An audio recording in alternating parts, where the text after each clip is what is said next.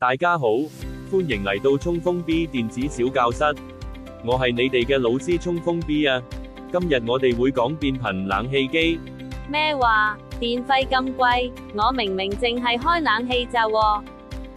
香港夏天又熱又焗，冷氣幾乎日日開，電費自然越嚟越高。而變頻冷氣會按室溫自動調節運轉，比定頻更慳電又穩定。買之前記得睇能源標籤同 CSPF， 標籤數值越高越慳電。接下落嚟，等我同你哋介紹返6大慳電方法。方法1，避免將冷氣機安裝在陽光直射位。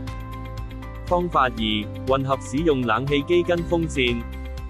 方法3，睡覺時適當調高冷氣溫度並設置定時關閉。方法4，將冷氣風速設定在最高檔。方法5，外出前拉上窗簾減少室內熱量進入。方法6，定期清潔冷氣機。用得啱，冷氣都可以慳電又環保。